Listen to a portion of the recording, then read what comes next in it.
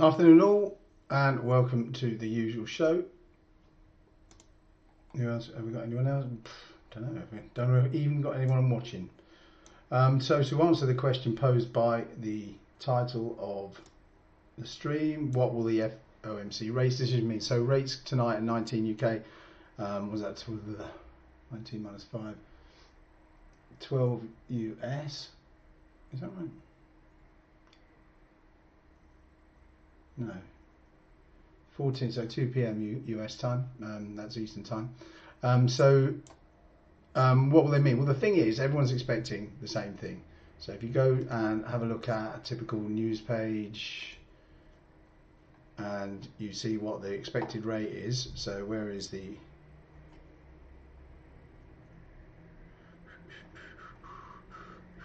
FOMC decision, everyone's expecting it to go up by 3/4 of a point. So up to 3.25%, and that's been widely signalled. So if it is different from that, I'll be super surprised. But in the meantime, there is that risk that it is different from that. But I'll be surprised if it is. And so what that means is that everyone's on hold in case there's a surprise. But in general, it's going to carry on doing whatever it was going to do. As long as there isn't a massive shock, it's going to carry on doing whatever it was going to do. So if we look at, say, the S&P 500, I think that it's still exploring this kind of area, and in the absence of any sort of really bearish news, we'll probably go back up again. It may come down for another spring because it definitely likes, let's just draw this, not that one, this one, definitely likes this kind of area. It loves. Let's just fill that in. Okay, so it's looking at that and it's pinged it, it's broken out, it's retested it.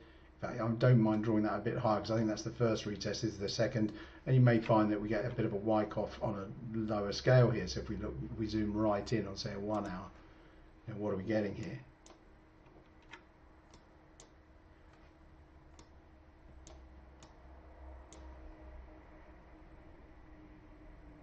So that looks quite nice as a That looked quite nice as an SC, that looks quite nice as an AR, that looks quite nice as a secondary test, which admittedly is lower. See how the middle of the distribution, which is this white line here, is significant. We get more action there, a little sign of strength, and then down for a possible spring. But then if you look even closer on a 15, this is looking even more bullish. So I'm staying bullish. I still think this goes up. It may explore the lower levels, maybe down 37.50 or something, but I think it eventually does go up. And as Bitcoin is kind of finally attuned to it, and we'll look there, you can see almost nothing really changed here. Bitcoin is behaving the same way. If we just flip between the two, it moves with the stock market. If the stock market feels good, the Bitcoin feels good. Bitcoin's still in an area where it's just finding its way, and it'll be ages, could easily be ages before it finds its way out of this range. I'm still bullish. I've still no reason to change my view. This is the value area. Now let's have a quick look at any comments we got on TradingView. We've got Inspector Crusoe saying good day, and Stocks Traders, good morning from the US. Well, good morning to you. Inspector Crusoe says no more YouTube vids. Well, I'm live on YouTube now as far as I'm aware. So, and Stocks Trader says, you're saying it likes that range because it's pinged on down now there a few times. No, I'm saying it likes that range because if we go out to the daily, there's action back here in this range. See what I'm saying in here?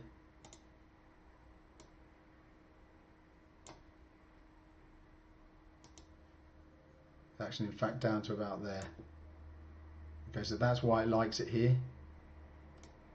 That's why it was always going to come and retest it. It's tested the middle, it's tested the bottom, and we're still in the process of finishing testing it. That's why I like it, and that's why I feel at the moment we've had quite a nice breakout and then a retest, and that's one of the reasons I feel bullish. And Inspector Crusoe found the YouTube vid. Maya Palmo, are head and shoulders pattern valid in your opinion? The more I look, the more I find. Well, it depends entirely which which thing you're talking about. Head and shoulders on a short term, I'd say almost definitely not significant. Longer term, if you think about it, this could be one here. So let's actually look at this. In fact, before I move away from this daily, have a look at the stochastic here. It's a false bar on a daily, oversold. What's it on a 3-day? It's just entered oversold on a 3-day. Weekly, still looking oversold, about to be oversold. So, you know, really in general, you know, the forces in the market are upward, not downward. That doesn't mean it can't fiddle about here for quite some time. After all, this is a weekly plot we're looking at here. But it could, you know, the forces in general are upward. It wants to go up. Head and shoulders, actually go back to what we were saying. So go back to the 4 hour or something, and let's just find a random head and shoulders. You could call this one. Yeah. Let's find another one.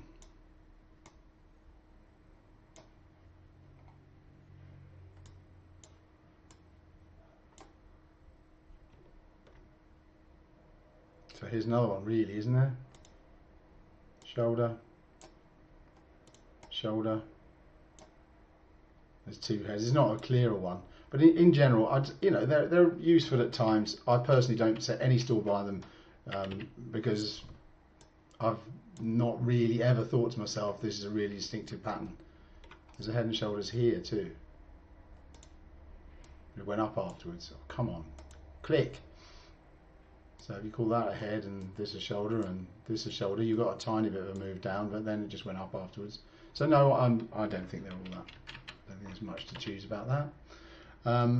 Stock trader, kind of feel like you need to use an indicator to confirm the true head and shoulder patterns. Would you recommend one? No, I don't really like head and shoulders, and you know, if you too many indicators. I mean, I like the stochastic, I like the volume, and the stochastic are pretty much all you need. We do have some others which are. So I can turn on one. It's probably best in crypto. Oh, a day in my life as a crypto entrepreneur in Dubai from the moon. Well, hilarious. Bugger off, you moron. So let's look in here and auto that. What are we on? A 4 hour. So the things I like, we've got one which we give away to people who join us. We can't quite read this. All right, let me just draw my blinds. Sun's coming in exactly the wrong angle right now. It's weird to have to kick the sun out of things. So we look at, so this one here, which picks out master pattern blocks. And you see this green line? See how this rally just comes right up to it and stops. There's one here as well, and actually it's failed on that, so it's not been too accepted. But it becomes important here and here and here and here, and you can see how. You can basically see what previous price action does from just by using this. If we go to like a daily one,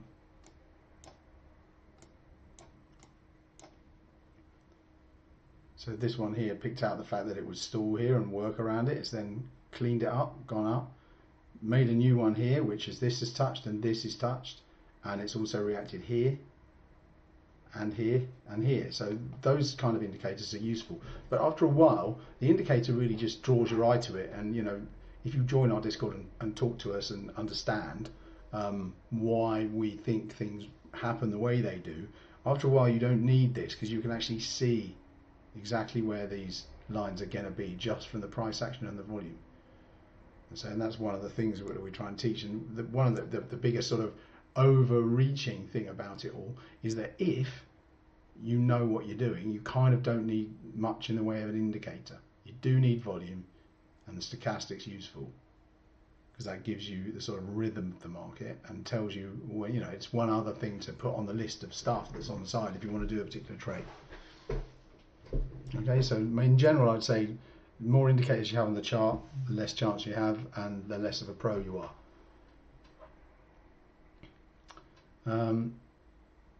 Rate hike predictions, well, I think it'll just, most time the FOMC put out, you know, they signal what they're going to do, so it's not a surprise. Okay, so people are not going to be surprised today. Rod Dasher, good afternoon, Paul. Regarding your XRP trade, given the request for summary judgment and the rally that seems to be happening, will you still hold out for 28 before DCA? And yes, I will. I've got some in. Where is it? Let's have a quick look at XRP. So XRP is 41.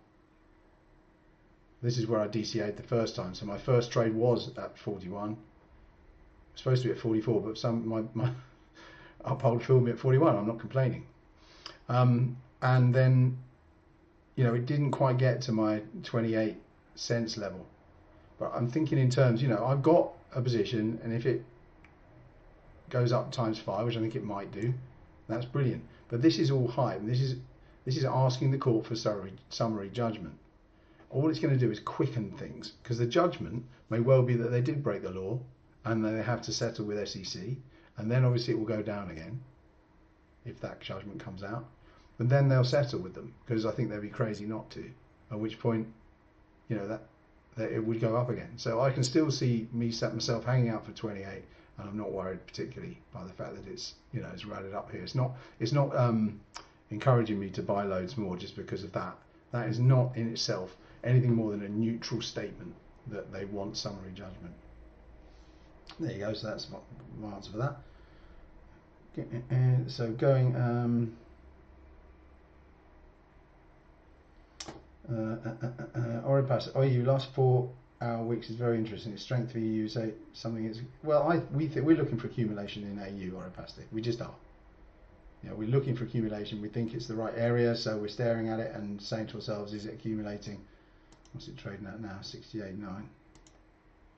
Yeah, I'm watching the whole time. Japan Trader, hello, can you kindly share your opinion on nickel chart? Arigato from Osaka. Hello, arigato to you too. Nickel. I don't think I've ever looked at nickel, although my chart will probably end up. What do I need? I need all nickel futures. Just wondering if there's a nickel CFD. Let's just look at nickel futures then.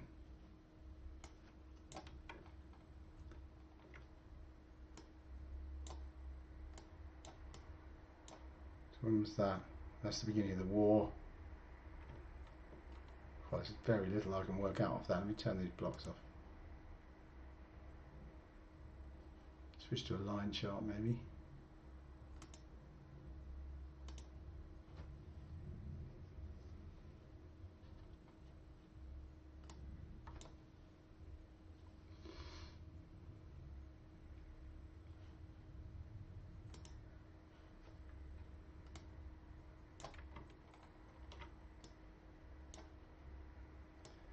Well, I don't know. Don't know what to make of nickel, I've got to be honest. Haven't got enough data really. I'm wondering if there's a better one. Let's try.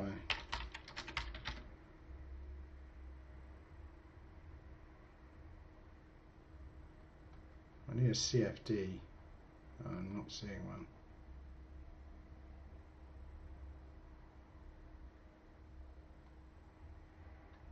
Nah, I can't really get much out of nickel. I'm sorry. I'm sorry to be a no, but there's not much I can do in terms of. Okay, so now we are actually getting.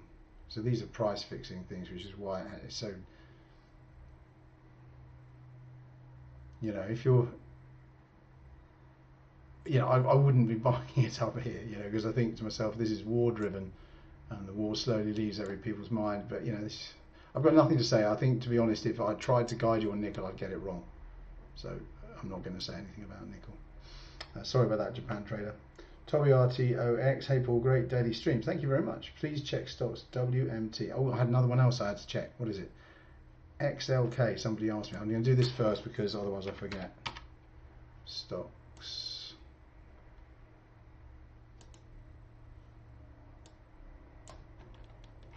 Okay, so on a monthly, you've got a value area there, which has been retested.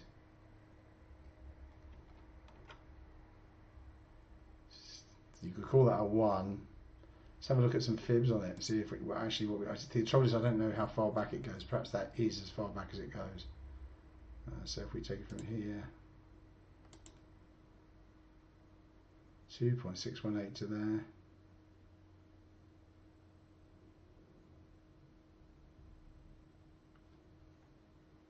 If we put that in there, then and we look at the 1.618, we get this, and this drop here doesn't break it, so that could be potentially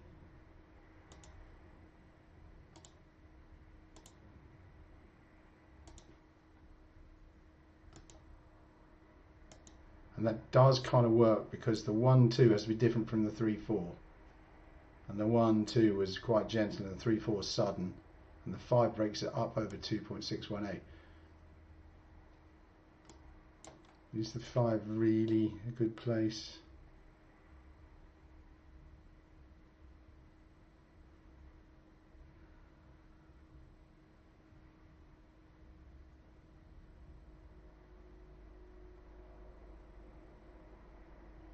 If we go from 1 to 3,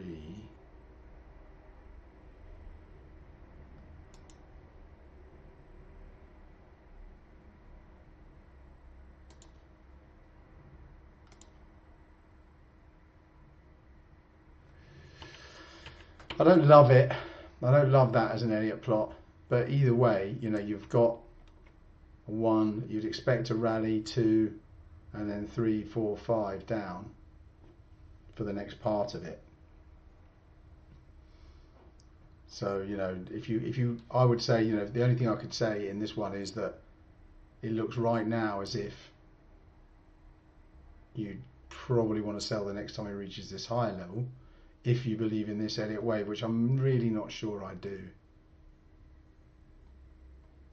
It's not that easy, and I think the stuff, you know, shouldn't be. Let's just take that out and that out, and then just look at it from price action point of view. Let's use the, go down to a daily,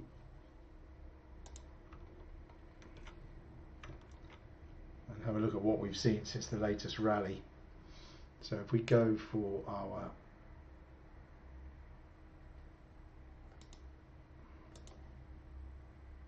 there up to the rally, and then do the same again.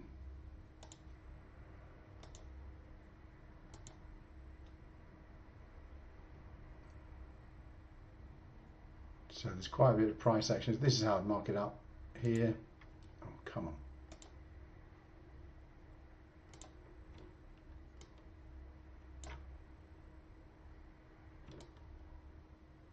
So there are your points of interest. It's kind of at a major point of interest here. So if you look here, you've got this big lump of volume where there's lots of people wanting to buy and sell, and it hasn't exited it. You know, it's still in there, and so you have to ask yourself, you know, what's it looking for? That is about the biggest point of interest. So it's actually at it, and it's in a decision mode, and so it's really hard to say what you think it's going to do. Okay, so what was the other thing? WMT. I may have to stop this early, by the way. I've got a visitor coming and they're due between 1:30 and 2 o'clock, and if they come, I'll just have to say goodbye very quickly, and that'll be the end of that.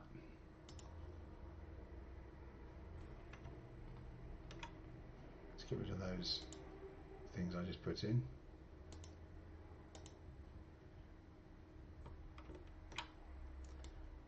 I mean, like all stocks, you know, all stocks go up, don't they? The indexes are better at going up, but all stocks go up. But yeah, I'm bullish of S&P, so I'm going to stay bullish of this.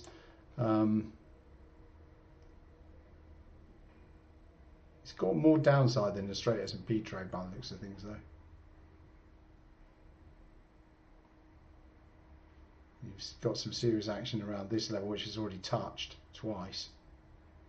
May yet come back to test it again, but if S&P is, you know, if the market's good, then, you know, I wouldn't stop you getting involved in this one as well. Is this like an all-time thing? All-time high? Okay, that's an all-time high for Walmart, so perhaps not. Notice I'm not talking about recession, because actually I'm looking at price only and not at news. Okay, so I'm just looking at what the price is telling me. I guess I'd be vaguely bullish if I had to trade. TG target, oh god, it's going to be the same, isn't it? Same story, I've got nothing to add. Muratoto, could your channel be shadow banned? Hopefully it's on your end. I know that Mooncarl's, and if I write on anything, any comments on Mooncarl, they don't appear. I've been banned from him. I can't comment on his stuff because I kept calling him out when he was lying to people. I don't think my channel's been shadow banned. Otherwise, all these other people wouldn't be on it. So if you look in your YouTube settings, you've probably got your notifications set to not email. You need to go and say, you know, notifications, blah, and then see if it says email. Hold on, I just heard someone arrive. I wonder if it is there. One sec. And it is, yeah. Okay, so I'm gonna have to go. I'm gonna have to go for today. I've got to go and sort this guy out, and I will say we'll just read Stocks Trader. Yeah, you just put the thing up there. Okay, sorry I've got to cut it all short today, but please join me tomorrow for more great action. Take it easy.